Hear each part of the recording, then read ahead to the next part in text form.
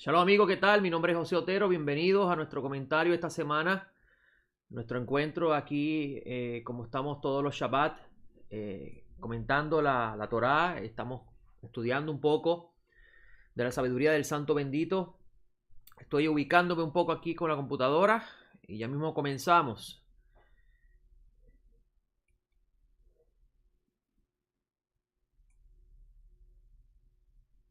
Shabbat Shalom a todos, Shabbat Shalom. Vamos a comenzar con lo que tenemos hoy. Gracias al Santo Bendito tenemos la oportunidad de estar en un nuevo Shabbat gozando de sus bondades, gozando de sus regalos. eh, Porque ¿qué es el humano para merecer un descanso de parte del Santo Bendito? Verdaderamente no somos quien para merecerlo. Vamos entonces a comenzar con lo que tenemos para hoy, amigos. Bienvenido a nuestro comentario de Etz Haim, de la Parashá y de los diferentes temas que encontramos en la Torá. Vamos a dar inicio a nuestra clase.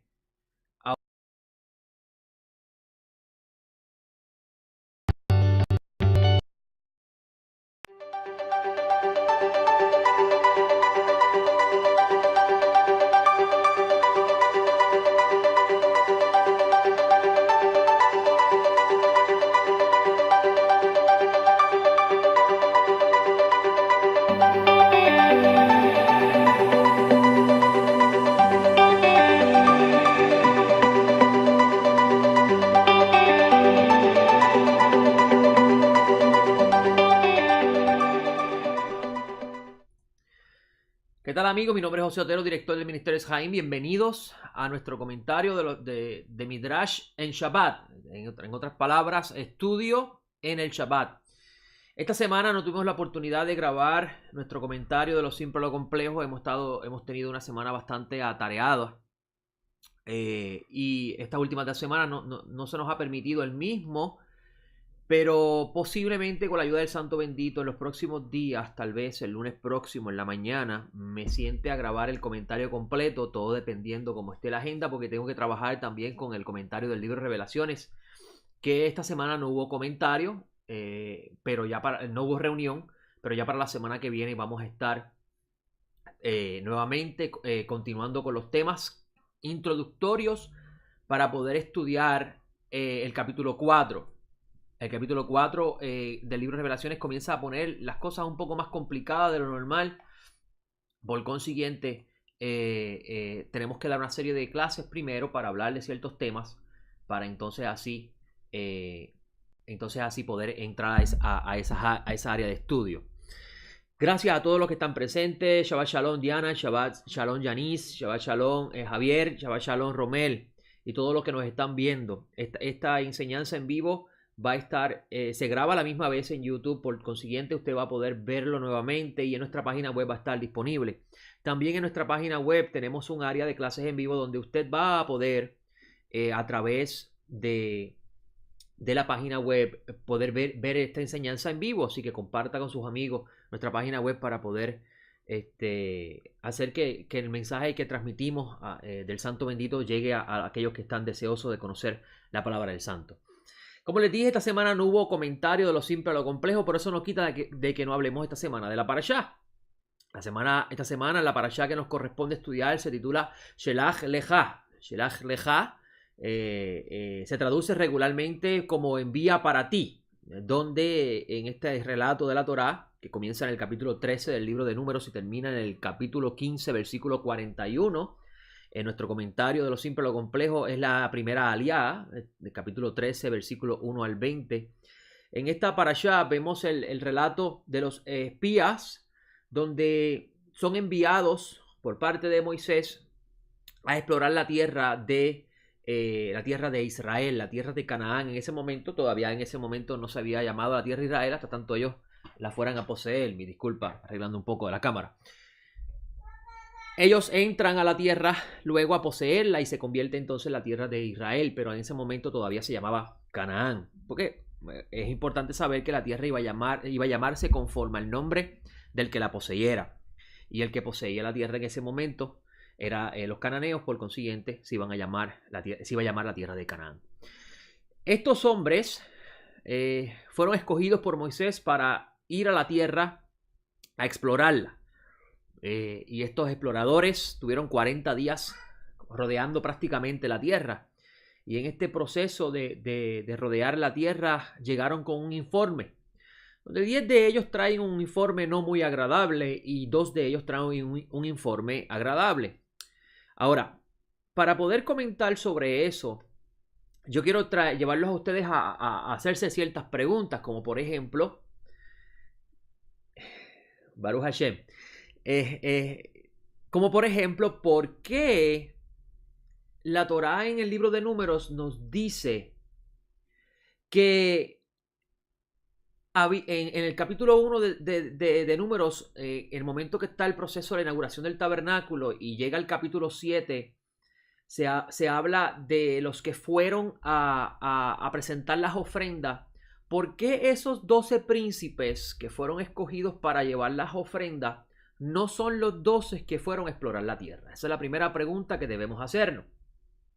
¿Qué sucedió? Que para el santo bendito, o mejor dicho, para Moisés, eran estos 12 los adecuados para ir a la tierra. Y le voy a decir por qué Moisés, ya mismito, que fue el que los escogió. ¿Por qué estos 12 eran adecuados ante los ojos de Moisés y no fueron los primeros 12 que se escogieron como líderes para presentar las ofrendas? Esa es la primera pregunta que nos debemos estar realizando. ¿Con qué intención el santo bendito, dentro del diseño de la Torá, estableció el que esto ocurriese? Adicional a eso, me llama mucho la atención de por qué había que explorar la tierra. ¿Acaso el santo bendito no había dicho que la tierra era buena? Que la tierra era una tierra que emanaba leche y miel. Porque el santo bendito dice la Torá que le ordenó, le dio a Moisés el permiso de enviar exploradores. Es importante saber, amigos, que en el libro de Deuteronomio usted va a encontrar que Moisés mismo dice que se le acercaron con la idea de ir a explorar la tierra, y a él le pareció bien la idea y consultó con el Eterno, y el Eterno le da permiso. Es importante saber que es el santo bendito el que conoce las intenciones del corazón de cada ser humano, y Moisés era un hombre que esa facultad no la tenía. Dentro del comentario de lo simple y lo complejo tenemos esa idea. Incluso voy a leer un poco del comentario que tengo, que va a estar disponible en nuestra página web esta tardecita, antes de yo ir al Bet Midrash a dar el servicio de la tarde. Voy a subir utilizando nuestra plataforma Sway a través de la página web Eshaim. Voy a estar subiendo el comentario escrito para que usted lo pueda leer en detenimiento.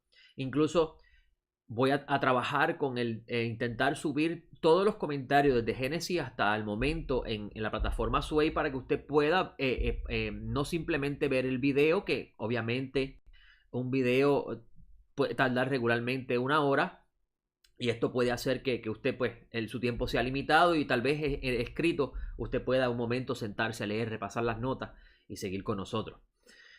Ahora, como les dije, vamos a empezar desde el inicio. La parashá se llama Shelach Leja. Hashem le dice a Moisés que envíe 12 varones de los más prominentes de la tierra. Eran líderes del grupo, mejor dicho, líderes de la congregación de Israel. Y estos fueron enviados con la intención de explorar la tierra. Moisés le da una serie de instrucciones particulares con respecto a lo que debían hacer en esta exploración. En otras palabras, cuando entraran a la tierra y la observaran, ellos tenían que estar pendientes a 2 áreas en particular: el habitante y la tierra. Miren el detalle. El habitante y la tierra son los detalles particulares que Moisés desean que ellos observen y tomen notas, podríamos decir en nuestro lenguaje moderno, para traer ese reporte.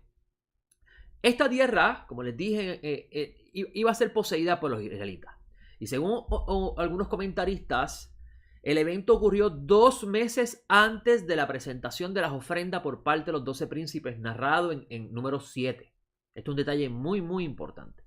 El texto de la Torá nos dice que ellos se encontraban en el desierto de Parán, y después de allí Moisés los envió a explorar la tierra. Esto nos va a arrojar un poco de luz de cuán cercanos estaban estos israelitas de entrar a poseer esta tierra. Estaban bien cercanos a entrar, y tuvieron que dar un reversazo, como diríamos nosotros, o iban a a girar completamente de su ruta hacia otra. Ahora, me parece curioso, como les mencioné, notar que los nombres de los escogidos para esta exploración escogidos por Moisés eran líderes de entre el pueblo. Y sus nombres eran y están registrados en el número 13, 4 al 15. Rubén, de la tribu de Rubén, Samúa ben Sakur, de la tribu de Simeón, Safat ben Jorí, de la tribu de Judá, Caleb ben Yefoné, de la tribu de Isahar, Igal ben José, de la tribu de Efraín, Osea ben Nun, de la tribu de Benjamín, Palti ben Rafú, de la tribu de Zabulún, Gadiel ben Susi, de la tribu de José, es decir, de la tribu de Manasé, Gadi ben Susi, de la tribu de Dan, Amiel ben Gemali, de la tribu de Aser, Setur ben Micael, y de la tribu de Neftalí, Nahbi ben Vapsi. Y por último, de la tribu de Gad, Geuel ben Maki. Según los sabios de Israel, ellos están intentando comprender la razón de esta selección. Los israelitas, los judíos cuando estudian la Torá, amigos, ellos intentan buscarle el sentido a cada cosa que estudian, amigos. Ellos no se dejan llevar simplemente por el texto literal. El texto literal simplemente tiene el propósito de establecer como diríamos nosotros, de establecer el fundamento de la comprensión del texto, pero ellos van a profundizar en el texto, van a tratar de buscar la idea que está detrás del texto. Y ellos mirando este texto de la selección de estos 12, a diferencia de los 12 que llevaron la ofrenda al principio en el capítulo 7, ellos tratan de entender por qué Moisés selecciona a estos 12 a diferencia de los otros. Según según estos sabios, Moisés no tenía idea alguna de lo que había en el corazón de estas personas, de estas 12 personas. Solamente Yehoshua y a Caleb, se dicen los sabios que Moisés sí los conocía porque Caleb era parte de su familia y Yehoshua, o sea, el nombre de Josué, era el discípulo más apegado a Moisés, el que siempre andaba con él. Por consiguiente, a estos dos Moisés los conocía muy bien, pero los otros 10 Moisés no los conocía y ellos empezaron a tratar de verificar o investigar la razón por la que estos israelitas en particular fueron escogidos por Moisés. Y obviamente el yehudí cuando estudia la Torá no se deja llevar simplemente por lo literal. Obviamente la literal es el fundamento para poder comprender el texto. Pero ellos van a empezar a buscarle la vuelta al texto, a asociar nombres, mirar lo que significa cada nombre, palabras, verificar las palabras, la relación que tiene una con otra, siguiendo el principio del estudio que ellos tienen como pueblo del libro, como se conoce en el mundo secular. Y es interesante que a Josué es el único que Moisés le cambia el nombre, y esto fue según los sabios por inspiración del Espíritu Santo, fue el Santo Espíritu del Bendito que inspiró a Moisés a cambiarle el nombre de Joshua bin Nun a Yehoshua, que significa Adonai te salve o salvado por el Eterno. Y según los sabios de Israel, Moisés le cambió el nombre a Yehoshua, a Hoshea, ese era el nombre de Josué, a Hoshea y le puso el nombre de Josué, que en hebreo es Yehoshua, porque por inspiración divina Hashem le anticipó que iba a suceder algo no muy agradable a los ojos del pueblo y a los ojos del Santo Bendito, primeramente. Y por eso es que se le cambió el nombre y se dice los sabios de Israel que este nombre en sí lo que significa es Hashem te guarde de las maldades de estos espías. Y es interesante porque ahí vamos a ver cómo ellos van desmontando las ideas que están ocultas en el texto. Entonces, la Torá nos dice que Moisés le dio instrucciones específicas con respecto a lo que ellos debían hacer una vez entren secretamente a la tierra. Ellos debían entrar secretamente a la tierra, debían explorarla y mirarla con detenimiento. Ahora, muy interesante es notar que esta parashá, la Haftará, lo que son nuevos en las raíces judías, las raíces hebreas de la fe. Es importante saber que la palabra Haftará significa una porción adicional de los profetas, está relacionado con los profetas y se utiliza para, a través del profeta, tratar de transmitir la idea central, de lo que contiene la parashá per se. Y en esta Haftará vamos a ver a Josué enviando a 2 espías a la tierra de Jericó para explorarla. Y esta vez son 12 en vez de 12. Ahí vamos a ver una nota bien interesante que debemos tomar en consideración, y obviamente de eso vamos a comentar más adelante. En números 13, 17 al 20 leemos lo que estas personas debían hacer una vez que entrasen a la tierra. El texto dice: los envió pues Moisés a reconocer la tierra de Canaán y les dijo: subid allí por el Negev y remontad la montaña. Observaréis la tierra como es y el pueblo que la habita, si es fuerte o débil. Ya vemos una cosa o la otra. Si es fuerte o débil. Si es escaso o numeroso. ¿Cómo es el suelo? Ya vemos que ya está expresando Moisés lo que tiene que fijarse en las personas que la habitan. Ahora vamos a ver que Moisés va a referirse a la tierra y le dice: observaréis la tierra, mejor dicho, ¿cómo es el suelo? Versículo 19, en el que habita, si es bueno o malo, y cómo son las ciudades en las cuales mora, si son abiertas o fortificadas. Vemos que Jericó es una ciudad fortificada.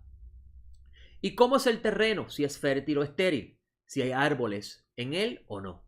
Esforzaos y recoged el fruto de la tierra, y el tiempo, dice el texto, el tiempo era la sazón de las primeras uvas. En escritos anteriores, amigos, yo he hablado de la importancia, luego de esta cita, la importancia de la Torá como un manual para la vida del discípulo y cómo ésta nos instruye con respecto a la vida que le agrada al Creador. Así que como discípulos de Yeshua, el Mesías, nuestro Señor, debemos estudiar la Escritura mirando en ella la enseñanza de vida que ésta contiene. Incluso el propio David, inspirado por el Espíritu del Eterno, escribió en el Salmo 19, versículos 7 al 8, que la Torá del Eterno es perfecta, restaura el alma. Y estos versículos del 7 al 8 de Salmo nos hablan mucho de la función que hace la Torá en la vida de la persona. La palabra restaura es meshivat, de la raíz shuv, que significa retorno o retornar, en el sentido de llevar a algo a su punto de origen. Por tanto, la traducción restaura es la más adecuada en el sentido de lo que hace la Torá en la vida de la persona.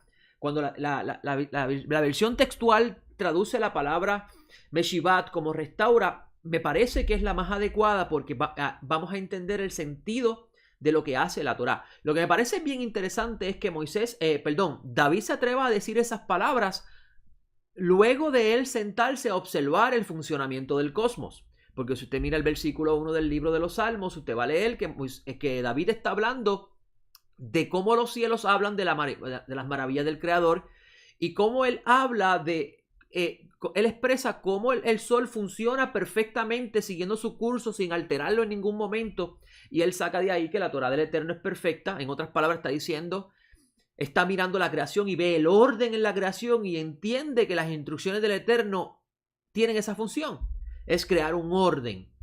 Y es interesante porque vemos cómo él dice que la Torá restaura el alma. Cuando dice que restaura el alma y la palabra Meshivá viene a raíz de Shuv, que significa retornar, entonces lo que está diciendo David en cierta forma es que la persona está haciendo un retorno a su punto de origen, donde en un principio estaba en perfecto orden.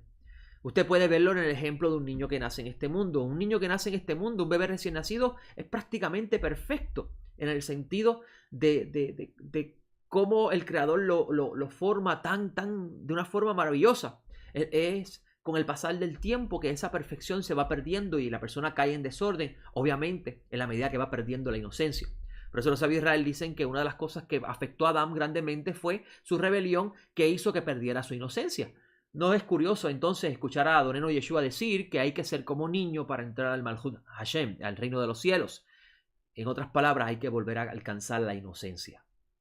Entonces, como les dije, la palabra shuv significa retorno, retornar en el sentido de llevar a algo a su punto de origen. ¿Cuál es ese punto de origen? ¿Hacia dónde estamos retornando?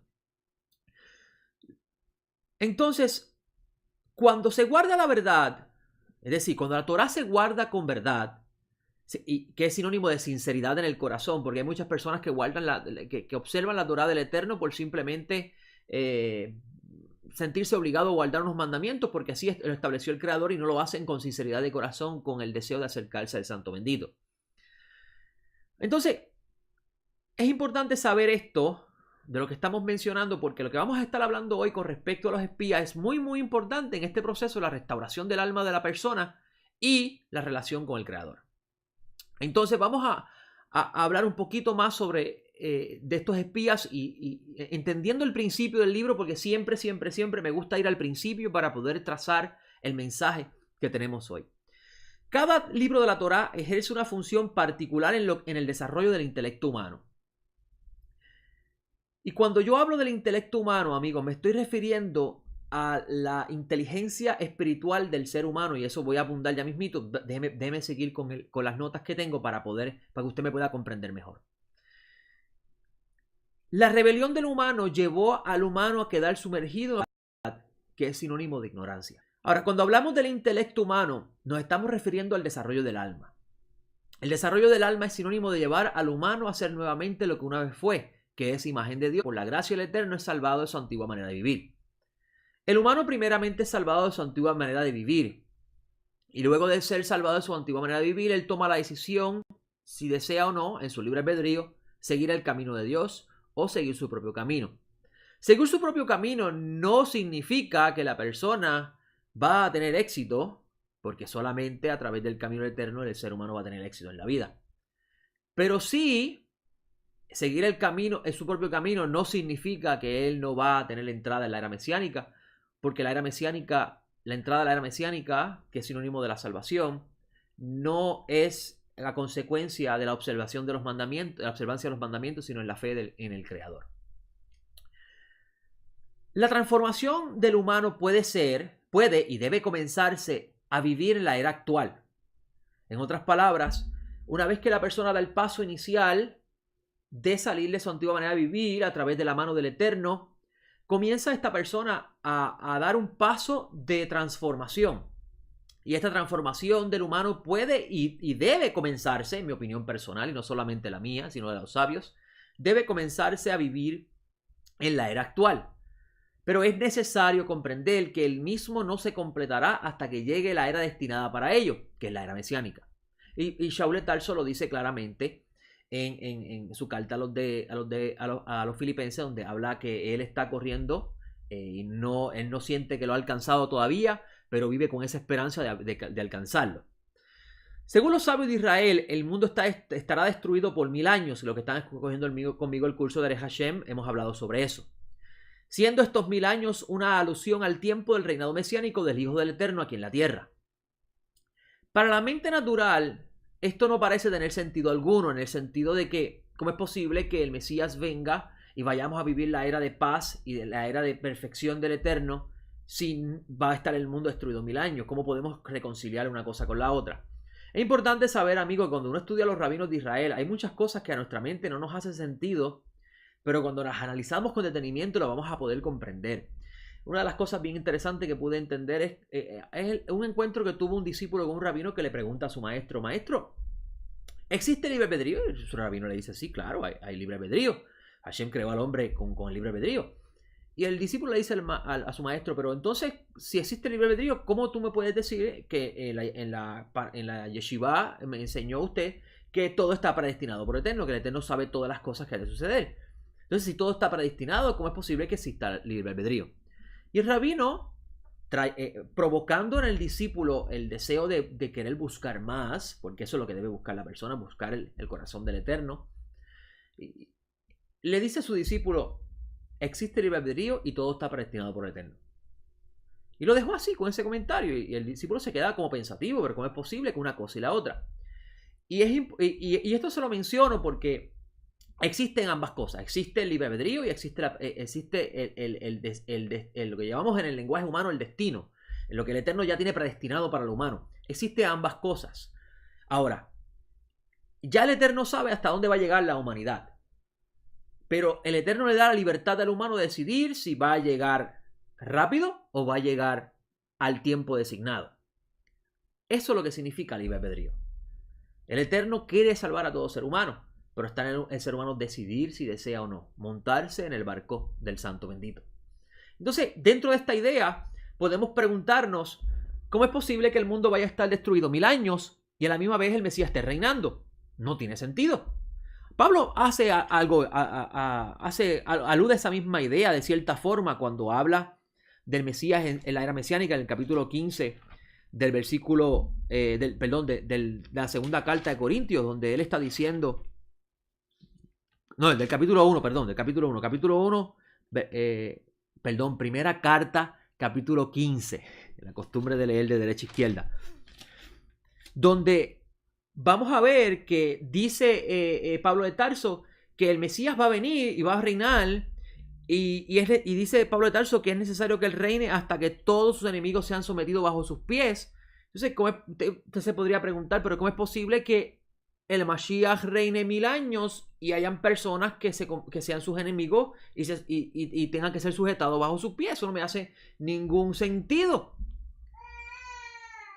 Vamos a entender el principio aquí, hoy, dentro de esta parasha Shelach Lecha, que está vinculado con todo lo que estamos. ¿Cómo es posible? Exactamente, la salvación es para todos, pero no todos quieren la salvación. Muy cierto, Diana. Como les dije, siguiendo un poco las notas, los sabios de Israel dicen que el mundo estará destruido por 1000 años, siendo estos 1000 años una alusión al tiempo del reinado mesiánico del Hijo del Eterno aquí en la tierra.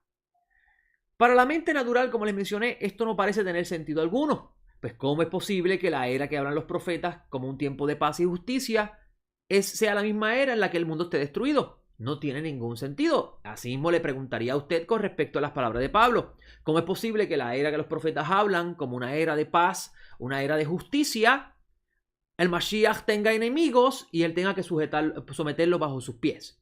¿Cómo es eso posible? No tiene sentido alguno. En sí, amigos, la idea detrás de este pensamiento de los sabios con respecto al mundo estar destruido 1000 años no se puede tomar en su aspecto literal, no se puede tomar en forma literal.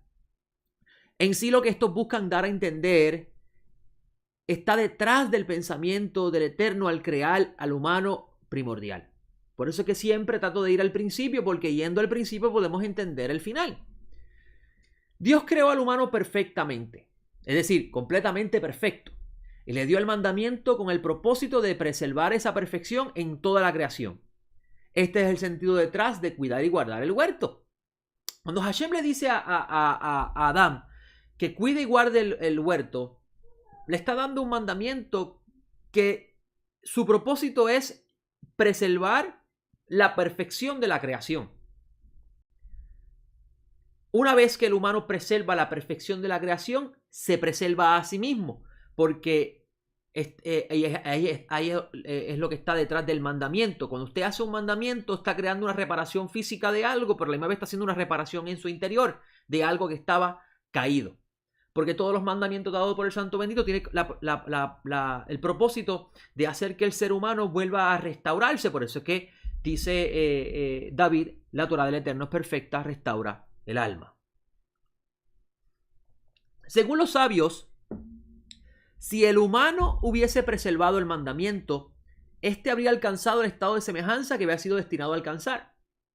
Porque recordemos que el Eterno ideó al humano a su imagen y semejanza, lo creó a su imagen, pero el paso de ser semejanza lo dejó como en stand-by, y realmente no es stand-by, sino que lo dejó en las manos del Eterno, del humano, decidir si decidía o no alcanzar ese estado, obedeciendo o no obedeciendo. Solo el humano debía observar el mandamiento. La idea detrás de observar es poner en acción. Cuando hablamos de observar mandamientos, no estamos diciendo que usted se ponga a mirar el mandamiento y estudiarlo simplemente, sino que lo ponga por obra. Cuando decimos llevarlo en acción, es ponerlo en acción, nos estamos refiriendo a llevar algo al punto que fue diseñado a alcanzar. La creación fue diseñada con el propósito de alcanzar un punto culminante que solo lo vamos a lograr entender cuando lleguemos al 8º día. Algo que no podemos concebir en nuestra mente, no hay forma de concebirlo. Incluso lo que va a suceder en esos 1000 años del reinado del Mesías no tenemos con claridad cómo va a ser. Solo tenemos ideas que aparecen en los profetas y aparecen en el libro de Revelaciones. Ahora, es interesante cómo el profeta Jeremías habla del nuevo pacto como uno donde Dios escribiría sus mandamientos en el corazón y la mente del humano. Entonces yo le hago una pregunta a usted, amigo. Si la meta es simplemente ser salvo, como hemos escuchado en tiempos anteriores, entonces ¿qué papel juegan estas palabras del Santo Bendito en esta salvación? ¿Para qué el santo bendito va a escribir la Torá en el corazón del humano y en la mente si a fin de cuentas lo importante es ser salvo? ¿Se ha preguntado usted eso? Para poder comprender esto, de todas las ideas que estamos expresando, porque eso es lo que buscamos, que usted comience a pensar, no simplemente lea la Torá y vea la historia, sino que comience a hacerse preguntas, mirar, buscar lo que está detrás de todo este mensaje, porque las piezas se van uniendo en la medida que usted va escudriñando la profundidad que hay en ello. Para poder, como les dije, comprender esto es necesario mirar el plano que contiene el diseño del plan del Eterno. Y este plano es la Torá. Dice incluso en Proverbios dice que el Eterno miraba a la Torá para crear. Y la Torá en ese lenguaje es la sabiduría. ¿Cómo podemos entender esta idea de si la meta es ser salvo, el papel que va a jugar los mandamientos escritos en el corazón y en la mente? Vamos a mirar el diseño de la Torá, la historia que aparece en la Torá para poder entender este diseño y poder unirlo entonces con la creación del humano y la de los espías, porque el asunto de los espías tiene algo que ver muy importante en la formación del humano. Los israelitas, una vez que fueron salvados del yugo del faraón, fueron llevados por el Eterno al monte Sinai, donde recibieron las tablas del pacto con sus instrucciones. Luego, una vez listos, ellos se aprestarían a vivir en una tierra que fue preparada para estos, cuyo propósito era el que ellos llevasen a la acción los preceptos que recibieron en el Sinaí. Por eso que usted va a leer que muchos de los mandamientos giran alrededor de la observancia en la tierra. Muchos de ellos no se pueden guardar en la tierra. Incluso el sabio Nachmanides dice que muchos de los mandamientos que aparecen en el libro de Bamidbar fueron dados de forma temporera en el desierto, en lo que el pueblo pudiese llegar a la tierra, establecer el templo y habitarla. La puesta en práctica de estos preceptos traería un balance perfecto, y aquí es donde vamos a empezar a unir las ideas. Voy a regresar para atrás. Una vez que estos israelitas recibieron las tablas del pacto en el Sinaí, con sus preceptos, sus instrucciones, ellos iban a ir a la tierra, a habitarla, tierra cuyo propósito era el que estos llevasen a la acción los preceptos que recibieron en el Sinaí. Recibieron los mandamientos, ahora van a ir al Sinaí, a la tierra de Israel, a ponerlos por obra, porque era en ese lugar donde iban a poner los mandamientos de, por ejemplo, las leyes de convivencia social, la de la agricultura, la de los sacrificios, todo eso estaba preparado para la escena de la tierra, donde iba a ser el escenario preparado para esta idea del santo bendito. Entonces, la puesta en práctica de estos preceptos traerían un balance perfecto entre Dios, el humano y la creación. Miren qué interesante. La puesta en práctica de los preceptos iba a traer que hubiera un perfecto balance, una armonía entre Dios, el humano y la creación. Entonces, no es casualidad, amigos, leer al principio cómo la Torá comienza a presentar primeramente al Creador, luego su creación y por último al humano. No es casualidad eso, amigo. La tierra que estos habrían de poseer, es decir, los israelitas, era una tierra que tuvo o tiene habitantes que habrían de ser impulsados por el propio creador. ¿Cómo uno esta oración con esto que acabo de mencionar de el creador, la creación y el humano? Tenemos al santo bendito sacando a Israel de Egipto. Tenemos al santo bendito dándoles instrucciones a los israelitas. Los israelitas se convierten en el humano. Por eso que los sabios de Israel dicen que Israel es Adán. Y la tierra de Israel se convierte en el lugar donde el humano iba a mantener la armonía entre la creación, el humano y Dios. Por eso que los preceptos, si usted los mira detenidamente, los preceptos giran alrededor del creador, la creación y el humano. Entonces podemos decir hasta aquí que la tierra que estos iban a poseer tenían el propósito de ser utilizado con esos fines. Pero esta tierra tenía de antemano unos habitantes que iban a ser expulsados por el santo bendito, porque ellos habían alcanzado ya lo que se llama el colmo de los colmos, como diríamos en Puerto Rico. Los sabios de Israel enseñan, para ir uniendo piezas, que cuando un ser humano transgrede un precepto, la creación se afecta. Muchas personas piensan que cuando usted transgrede un mandamiento, quien realmente se afecta es usted simplemente, pero no es así. Cuando usted rompe rompe un mandamiento, usted está afectando la relación que existe entre el humano, el creador y la creación. Estos 3 puntos del perfecto orden de Dios se afectan una vez que el humano transgrede el mandamiento. Por tanto, cuando los sabios de Israel dicen que un ser humano cuando transgrede un precepto, la creación se afecta, en sí está expresando esta idea, el vínculo que tiene el humano con la creación. Por eso es que la creación en este momento está hostil al ser humano, porque el ser humano es un rebelde a su creador. Y al ser rebelde a su creador, no va a observar los mandamientos que el Santo Bendito les dio, y al no observar los mandamientos que el Santo Bendito les dio, la creación y el humano no pueden estar en armonía, porque el Santo Bendito le dio mandamientos al humano que reparan ese desorden que causó el Adán. ¿Entienden hasta aquí? Ahora, si el humano tiene un vínculo con la creación, entonces podemos entender, si lo que dicen los sabios es cierto, entonces podemos entender el misterio detrás de un cuerpo formado del barro procedente de la tierra. Cuando la Torá nos dice el principio, por eso es que tenemos que ir al principio para entender el desarrollo de todos los temas que aparecen en la Torá. Cuando la Torá dice al principio que el cuerpo humano fue formado del barro, nos está expresando la Torá que el humano posee algo de la creación. Tiene un vínculo con la creación. Y este vínculo está dentro de su cuerpo. Pero también el humano tiene un vínculo especial con su creador. Ya hemos hablado del vínculo del humano con el creador, con la tierra. Ahora vamos a hablar del vínculo humano con el creador. Cuando decimos que el humano tiene un vínculo con el creador, nos estamos refiriendo a que el humano posee un alma que le fue insuflada por el Santo Bendito. Así que podemos decir que de cierta forma el humano es el punto donde lo creado y el creador se unifican. Así de especial es el humano.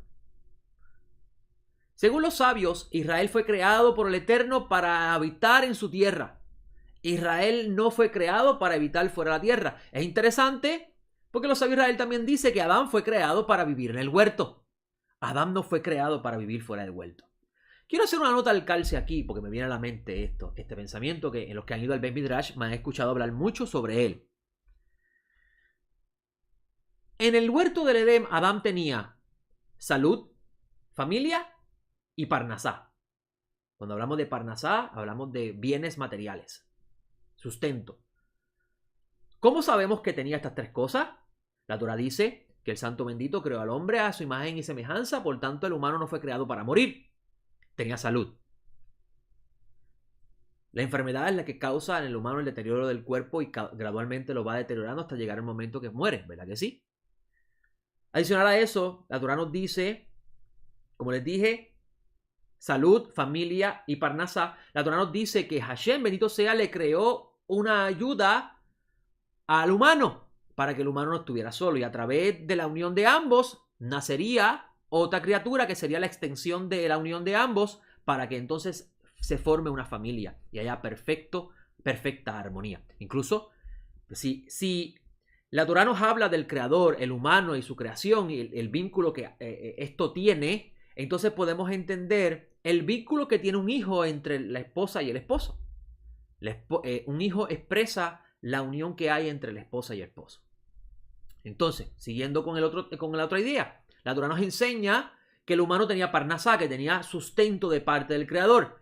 Es donde deducimos esta idea. Cuando usted mira la Torá al principio, le va a decir que el Eterno le dice: de todo lo que yo he creado puedes comer libremente. En ese momento el humano no tenía que trabajar la tierra como la trabaja hoy día para poder ganar su sustento, sino que la tierra ya le daba de por sí su sustento. ¿No le parece curioso que al día de hoy, amigo, el humano va tras la vida buscando esas 3 cosas? Salud, familia y parnasá. Sustento. Y cuando se enfoca en uno solo, los otros 2 se afectan. Y cuando se enfoca, por ejemplo, en la parnasá, se afecta su salud y su familia. Cuando se enfoca simplemente en la familia, sus relaciones contra otros prójimos y su relación de trabajo y su salud también se afecta. Cuando se enfoca solamente en él, en su salud las otras dos partes también se afectan. Con esto vemos que en estas tres partes siempre tiene que haber armonía, balance. ¿Ok? Vamos a seguir entonces con las notas que estamos hablando. Como les dije, así de especial era el humano. El humano fue creado para vincularse con el Creador y vincularse con lo creado. Él iba a ser el puente de conexión de ambos extremos, de lo espiritual y lo físico. Según lo sabe Israel, como les mencioné, Israel fue creado para habitar en su tierra. Pero esta tierra ya había sido habitada por otro, cananeos y amoreos.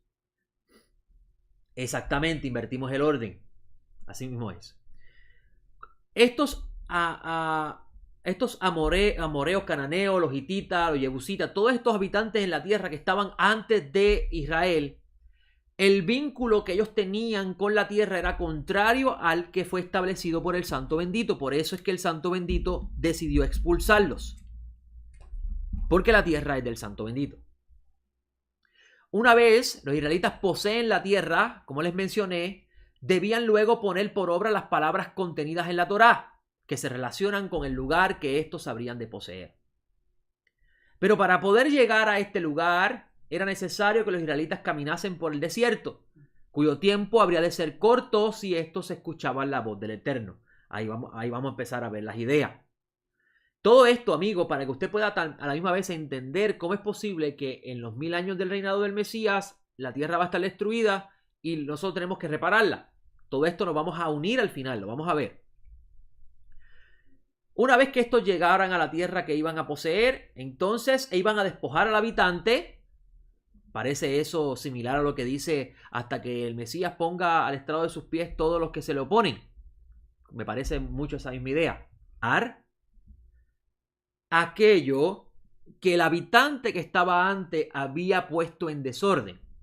Si el habitante no observaba los preceptos del Eterno, y claramente sabemos que no, porque el Santo Bendito le dice a Moisés y al pueblo de Israel que el pecado del amoreo está a punto de llegar a su punto límite, pero ya estaban los demás a punto de ser expulsados porque estaban dañando el plan del Santo Bendito, que era la preservación de la tierra. ¿Y no le parece curioso que a la misma vez el libro de Revelaciones te dice lo mismo? Donde el Santo Bendito viene a juzgar a los que destruyen la tierra. Eso no está ahí por casualidad. Una vez que estos llegasen a la tierra, ellos iban a poseer la tierra, iban a todos los que se oponen al Santo Bendito, someterlos, expulsarlos, y iban entonces a trabajar el proceso de la restauración de la tierra con la observancia de los preceptos. Y una vez que ellos pusieran por obra la observancia de los preceptos, a la misma vez, al hacer esa obra, iba a haber una reparación natural en el humano a consecuencia de poner por obra los preceptos que el Santo Bendito les dio. Los que han estado estudiando conmigo el Derech Hashem o han estado viendo nuestros videos pasados, habrán notado que hemos hablado mucho que en la era mesiánica, el que no se esforzó por apegarse al Eterno en esta era, en la era mesiánica, el Santo Bendito le va a sujetar la inclinación al mal para que él pueda subir la escalera sin ningún tipo de inconveniencia. Porque la meta es llegar al octavo día. La meta, amigos, no es la era mesiánica. La era mesiánica es el puente al octavo día.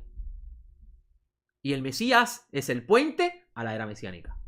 Sin el Mesías no hay forma de que exista la era mesiánica, porque la era mesiánica existe por razón del Mesías. Por eso que usted puede entender lo que Pablo dice, que todo fue creado por él y para él. Porque al octavo día todo vuelve a su estado original y entonces el humano vuelve a vincularse con aquel que habita en luz inaccesible. Pero eso en otro momento. Yo espero que hasta aquí me estén comprendiendo lo que estamos enseñando. Entonces, como les dije, para poder llegar a este lugar, que la meta era llegar a la tierra, desposeer al habitante, que el Santo Bendito iba a sacar.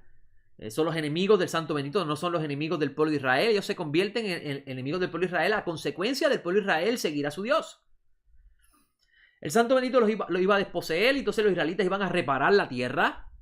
Y esta reparación iba a traer como consecuencia que a la misma vez el israelita pudiera tener la restauración en su alma con respecto a la función de la Torá.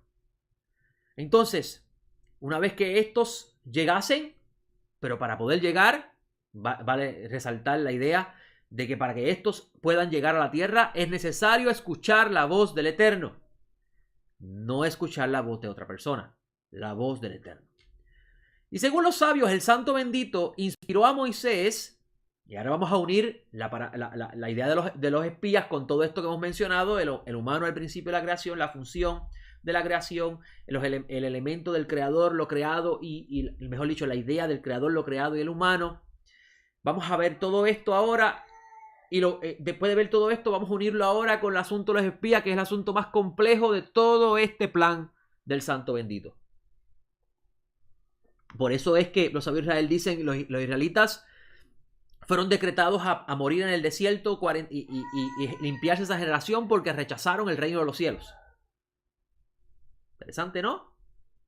Porque Mashiach vino a anunciar el Malchut Hashem y esa generación lo despreció. Y Mashiach dijo que le será quitada esa generación y le será dado a otra. Y cuando Mashiach dijo eso, en ningún momento se estaba refiriendo a que iba a desplazar a Israel y iba a coger otra nueva esposa, como se ha enseñado en el tiempo en estas personas reformistas que comenzaron a enseñar que ya Dios descartó a Israel. Sino Mashiach Yeshua está enseñando principios establecidos en la Torá dentro de sus historias. Esa generación murió porque despreciaron el reino de los cielos que está expresado en la entrada de la tierra y no entraron al reposo, pero se levantó otra generación y esos sí entraron. ¿Ok? Esa generación, ¿de quién procede? De la primera generación. Es una continuación de la primera generación que no entró. Es su descendencia. Pero eso lo discutimos en otro momento. Ahora, según los sabios, como les dije, el Santo Bendito inspiró a Moisés a delegar la carga de guiar al pueblo camino a casa. Y eso lo encontramos en la parashá anterior, Bejaloteja, donde leemos el número 11, 14, 17. No puedo yo soportar todo este pueblo. Y esto ocurre porque ellos están pidiéndole carne a Moisés y Moisés ya estaba agobiado de tanta queja de parte del pueblo y le dice a Hashem, ayúdame por favor, yo no puedo. Y esto es sumamente interesante porque el profeta Isaías dice que el Mashiach cargará sobre sí las cargas de todos. Así que Mashiach será más grande que Moshe. Podríamos decir si fuéramos nosotros escritores del Midrash. Dice Moisés, yo no puedo soportar la carga de todo este pueblo. Es demasiado pesado para mí. Si has de tratarme, mátame. Si así has de tratarme, mándame, quítame la vida. Pues si he hallado gracia en tus ojos, te ruego para que no vea yo más tu mal. En otras palabras, por favor, si he hallado gracia en tus ojos, quítame esta carga porque yo no puedo con ellos. Y el Eterno le responde a Moisés, reúneme a 70 varones de los ancianos de Israel que tú conozcas como ancianos del pueblo, a los suboficiales, y llévalos a la entrada de la tienda de reunión y que permanezcan allí contigo. Y yo descenderé y allí hablaré contigo y tomaré del espíritu que está sobre ti, que es Ruach HaKodesh, el espíritu de profecía, y lo pondré sobre ellos para que soporten contigo la carga del pueblo y no la lleves tú solo. Esto ocurre en la parashá Bejaloteja, donde el Santo Bendito inspiró a Moisés delegar carga de la que él tenía sobre sí a otras personas del pueblo. Así que es posible que de este grupo hayan salido los 12 espías que habían de explorar la tierra. Y usted podría decirme, pero Joseph, si 10 de ellos trajeron un informe malísimo, ¿cómo es posible que el Eterno ponga su espíritu en ellos? Mashiach Yeshua hizo una parábola con respecto al trigo y la cizaña, ¿verdad que sí? Tengan eso en mente. Entonces, estos varones bien eran conocidos por Moisés, como dice el texto en esta parashá, en el versículo 16, de esta parashá Bejaloteja, donde dice, reúneme 70 varones de los ancianos de Israel que tú conozcas como ancianos del pueblo. Y la palabra anciano habla de sabios. Sobre este texto, o mejor dicho, teniendo este texto en mente, permítame citar las palabras de un sabio llamado el rabino Horowitz en su obra Shenei Luchot Habrit. Es uno de los libros que poseo en mi biblioteca, lo tengo aquí conmigo. Shenei Luchot Habrit, uno de los libros que poseo, muy buen libro. Es un libro bien profundo de los temas de las parashiot. Debes saber un poco de hebreo para poder leerlo porque hay muchas citas que él las deja en hebreo y pues hay que leerlas en hebreo y comprenderlas en hebreo. Y con respecto a la parashá Shelach Lecha, que es una continuación de la parashá Bejaloteja, el rabino Horowitz en su obra Shenei Luchot Habrit, con respecto a la parashá Shelach Lecha, él comenta en relación a los exploradores diciendo, él dice que Moisés no tenía la facultad, el don, de poder ver lo que había en los corazones de los exploradores. En otras palabras, cuando Moisés escogió estos exploradores, estos 12 exploradores que llamamos nosotros los espías, Moisés no tenía la facultad de discernir en su corazón lo que había en ellos. Esto es muy importante porque vamos a ver en los evangelios que Adonenu Yeshua sí sabía lo que había en el corazón de cada ser humano. Entonces, ahí vemos un elemento clave en los evangelios para apuntar, que apunta a la grandeza del Mesías sobre Moisés. Entonces, cuando el rabino Horowitz dice que Moisés no tenía la facultad de ver lo que había en los corazones de estos exploradores, está diciendo de otra forma que él no tenía la capacidad de conocer lo que había en su interior, es decir, las intenciones de los exploradores. Además, la Torá nos dice que estos eran líderes de entre el pueblo. Eso está en el capítulo 13, versículo 3 de esta parashá Shelach Lejá. Y le menciono que es importante saber que un líder tiene por su posición de autoridad la capacidad de influenciar positiva o negativamente a aquellos a quien tiene a su cargo. Esto es importante. Un líder es una persona que tiene la capacidad de influenciar, según su posición de autoridad, a las personas que tiene a su cargo positiva o negativamente. Por eso es que es importante entender que Mashiach quiere discípulos que sean como él. Y Mashiach resalta mucho la importancia de la pureza en el corazón y la inocencia en la persona. Entonces, luego de exponer esta parte, vamos a hablar de cómo en esta parashá hay un versículo clave en hebreo. Entonces, la función que va a hacer cada líder dentro del campamento podría ser una permanente y otra temporera. Ya vemos cuáles son las permanentes, la de los levitas, donde el Santo Bendito hace un pacto con los levitas con respecto a su función. Pero hay ciertas posiciones dentro del campamento que no iban a ser permanentes. Y según los sabios de Israel, estos 12 espías, 10 de ellos no iban a tener posiciones permanentes de liderazgo en el campamento una vez que entraran a la tierra. Porque los ancianos anteriores, y ahí es cuando comenzamos a unir las piezas, los ancianos anteriores que ofrendaron las ofrendas en el capítulo 7 son los líderes oficiales de cada tribu, que son los que se iban a mantener en su posición una vez que entraran a la tierra. Ahí vamos uniendo las piezas, ¿me van entendiendo, amigos? Ahora, este versículo del capítulo 13, versículo 26 de Números es clave para entender todo el mensaje detrás de esta parashá y poder unirlo con todo lo que hemos hablado al principio. Dice el texto, y anduvieron y vinieron a Moisés, a Aarón y a toda la congregación de los hijos de Israel, en el desierto de Parán, en Kadesh, y dieron la información a ellos y a toda la congregación y le mostraron el fruto de la tierra. Según los sabios, con respecto a este versículo, las palabras en hebreo anduvieron y vinieron, en sí lo que desean expresar es que según así salieron, así vinieron. Es decir, según lo que había en su corazón, al salir a explorar, así también regresaron. Tenían agendas personales, como si diríamos el lenguaje moderno. Pero recuerden que Moisés no tenía la facultad de ver lo que había en el corazón de ellos.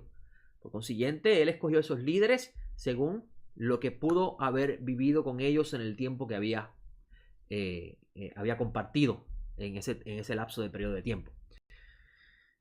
Estas personas, según los sabios, estos 10 exploradores entendían que una vez entrasen a la tierra, su posición de líder de entre el pueblo lo perderían, dado que él mismo era uno temporero, como le mencioné anteriormente. Por razón de lo que había en su corazón fue que estos sugirieron no entrar. En otras palabras, ellos vieron en sí la tierra buena y trajeron la prueba de que la tierra era buena. Pero como el entrar en ella iba a despojar de ellos su posición de autoridad y ellos se sentían... Voy a buscarlo, déjame ver si lo tengo cerca. Está aquí detrás, voy a buscar.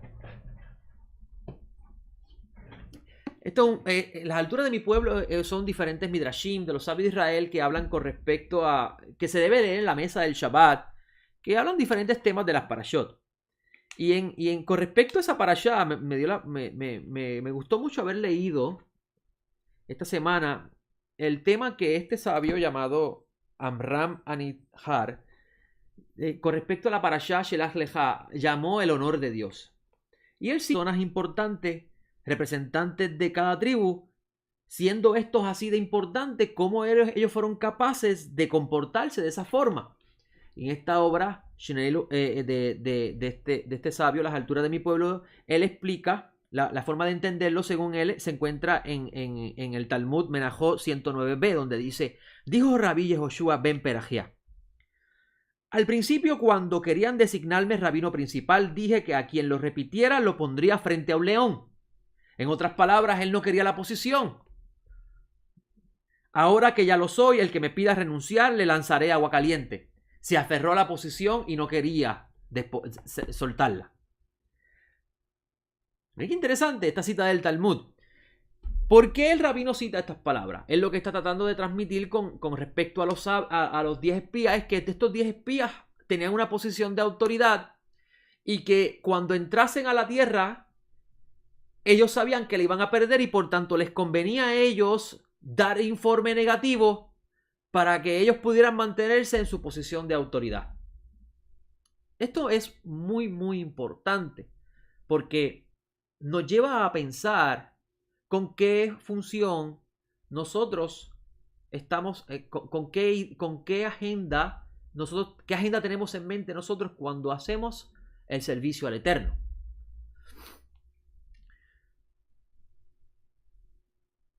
Yo tengo una cita aquí, y con esto voy a culminar la clase de hoy, de Adonenu Yeshua, que me lleva a entender la misma idea.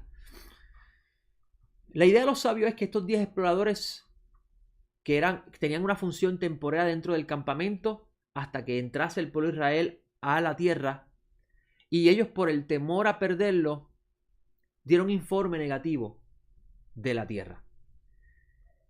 Y esta idea, como les dije a los sabios, es muy interesante porque Adonai Yeshua también enseñó lo mismo en Mateo 12:34, cuando dice: generación de víboras, ¿cómo podéis hablar cosas buenas siendo malos? Porque de la abundancia del corazón habla la boca. En otras palabras, citando estas palabras de Yeshua, estos 10 espías hablaron lo que de por sí ya existía en su corazón. Ellos no tenían en lo más mínimo el deseo de entrar a la tierra, pero se prestaron como voluntarios para poder ellos continuar con su propia agenda según los sabios de Israel. Ahora, es interesante mencionar, y yo soy muy cuidadoso con tratar este tema porque se puede tergiversar la idea, pero debo mencionarlo porque está dentro de esta parashá la idea. Según los sabios, el modus operandi del Satán no es que cometamos el pecado más grave de una sola vez. Y miren qué interesante que el pecado más grave de esa generación fue rechazar el reino de los cielos, que está expresado en la tierra de Israel. Porque si entraban si le hubiesen creído a la voz del Eterno y hubiesen caminado con emuná, siguiendo a la voz del Eterno, ellos iban a entrar a la tierra y iban a entrar al reposo. Eso lo enseña el autor de Hebreo. Pero ellos despreciaron la tierra, y al despreciar la tierra, esto hizo que ellos cometieran el pecado más grave. Ahora, el pecado más grave no es que ellos hablaran negativo de la tierra. Vamos a entender eso ahora. Según los sabios, el modus operandi del Satán no es que cometamos el pecado más grave de una sola vez, sino que él te lleva a cometer una transgresión relativamente insignificante vez tras vez, gradualmente hasta llevarte a cometer idolatría. En otras palabras, y esta cita que acabo de leerles se encuentra en los comentarios de esta parashá. En otras palabras, estos espías cometieron la gravedad cayeron en la gravedad de caer en idolatría, y es pensar en sí mismos en vez del propósito del Creador, simplemente porque ellos tenían una agenda personal y ese era su deseo. Y esto es bien interesante porque eso es lo que hace el Satán, de cierta forma, en la vida de la persona. Busca influenciar poco a poco a la persona a desviarse del camino eterno hasta llevarlo hasta la idolatría. Este acto de los espías Según los sabios es un acto de idolatría porque estaban pensando en ello y no en el bien que el bendito tenía para su pueblo. En el camino de Dios, todos aquellos que pertenecemos al Santo Bendito y trabajamos para el propósito final del plan de Dios, que es que el plan de Dios se complete, nosotros no podemos tener agendas personales. No es posible que usted haga un trabajo para el Santo Bendito pensando en usted. Y estos 10 espías tenían su propia agenda. Ellos estuvieron dispuestos a rechazar el plan de Dios con el fin de llevar a cabo el de ellos. Sabemos que la Torá explícitamente no revela el mismo cuál es el plan, la agenda personal de ellos, pero según la tradición de Israel, estos 10 exploradores no querían perder, como les dije, su posición de autoridad. Y esto es sumamente interesante, pues al final de la era mesiánica todos seremos iguales, es decir, no habrá pequeños ni grandes, solo Adán. A diferencia de la era mesiánica, donde cada uno recibirá conforme a la labor que realizó.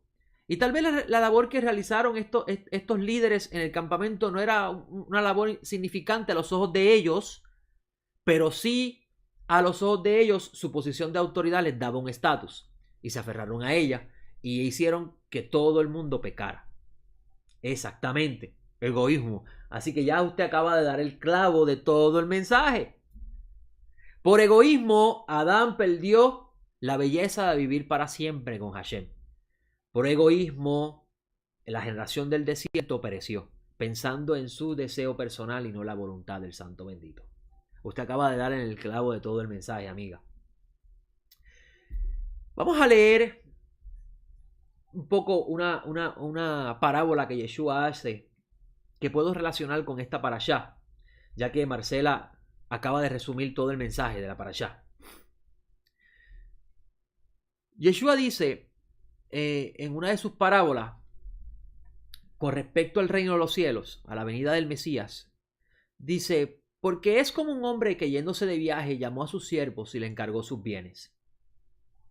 Le dio a uno 5 talentos, a otro 2 y a otro 1, cada uno según su capacidad.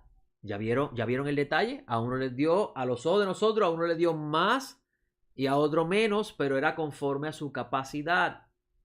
Y conforme a su capacidad, cada uno debería obrar. Enseguida, el que recibió los 5 talentos fue y negoció con ellos y ganó otros 5. Asimismo, el que ganó el de los 2 ganó otros 2. Pero el que recibió 1 fue y cavó en la tierra y escondió el dinero de su señor. Después de mucho tiempo llega el señor de aquellos siervos para ajustar cuentas con ellos.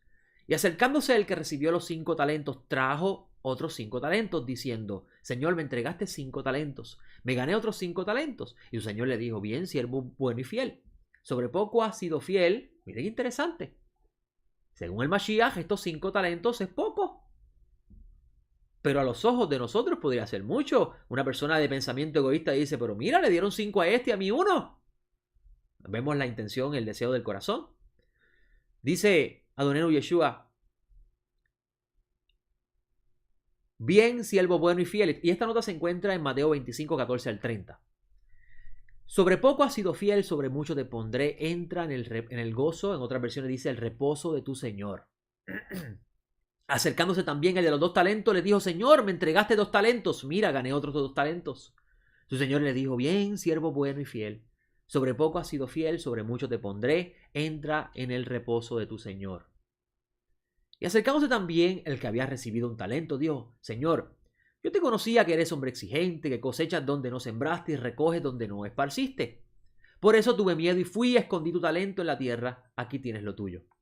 Pero respondiendo su señor le dijo: siervo malo y negligente, ¿sabías que cosecho donde no sembré y recojo donde no esparcí? Debías por tanto llevar mi dinero a los banqueros y al venir hubieras recibido lo mío con intereses. Quitad pues el talento y dadlo al que tiene los 10 talentos, porque a todo el que tiene le será dado y tendrá en abundancia, pero al que no tiene, aún lo que tiene le será quitado. Al siervo inútil échalo en las tinieblas afuera, allí será el llanto y crujir de diente. En la lectura simple usted podría pensar que Yeshua está hablando de esta persona que menospreció el talento, pero en sí la persona no menospreció el talento, sino que encontró que el talento a sus ojos era muy poco para la función que iba a hacer. o tal vez lo que deseaba hacer. Y esto hizo que lo perdiera. Esta parábola es muy muy interesante porque si lo unimos con la idea detrás de los 10 espías, porque nos estamos enfocando en los 10 espías, si los unimos detrás de la idea de los 10 espías, estos espías tal vez a los ojos de todo el campamento no tenían una responsabilidad tan grande como aquellos que llevaron ofrendas en el capítulo 7 de Números. Pero ese único talento que se le había dado, es decir, esa única autoridad que tenían en ese momento, si la hubiesen usado adecuadamente como les fue consignada, de seguro el santo bendito lo hubiese compensado con más. Pero queriendo ellos quedarse con ese que tenían, con esa autoridad que tenían, la escondieron. Es decir, siguieron sus agendas personales y eso terminó haciendo que toda una generación falleciera. ¿Alguna pregunta que usted quiera hacer para cerrar?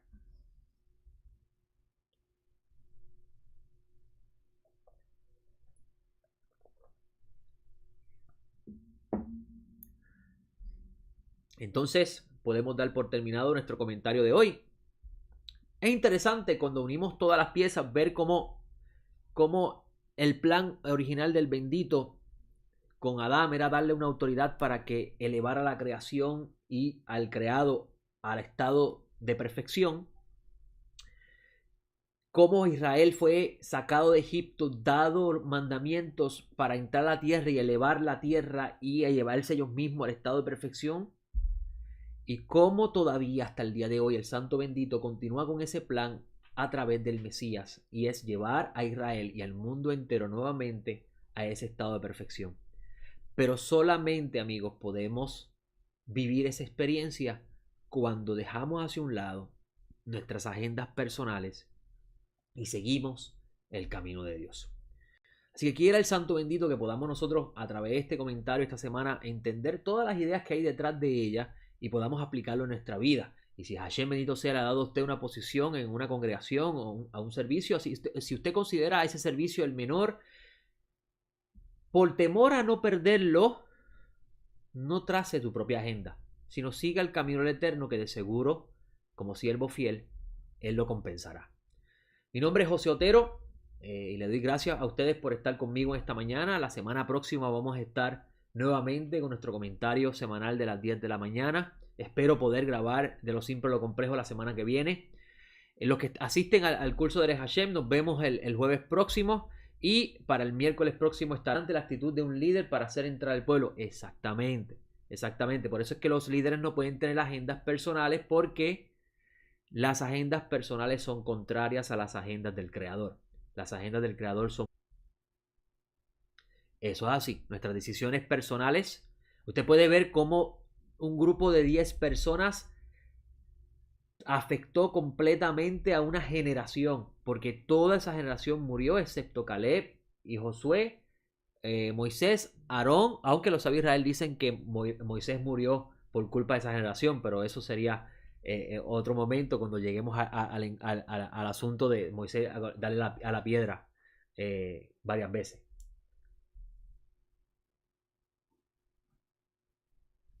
Exactamente, Romel. Se apegaron muchísimo al desierto. Recuerden que nosotros pensamos que en el desierto ellos sufrían de cierta forma crisis,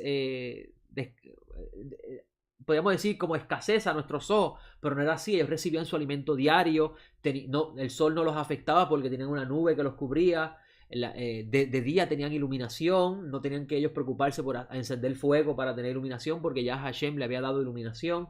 Estaban perfectamente protegidos y cada campamento tenía su función conforme a su nombramiento, y el líder iba a tener su función, y se aferraron a eso que era temporal. Incluso aprovecho el momento para mencionarles, amigos, que eso lo estamos viendo hoy. Hoy, lamentablemente, dentro del mundo religioso del cristianismo, grandes líderes de asambleas muy grandes se han aferrado tanto y tanto a su posición de autoridad y poder, que no desean que el Mesías venga.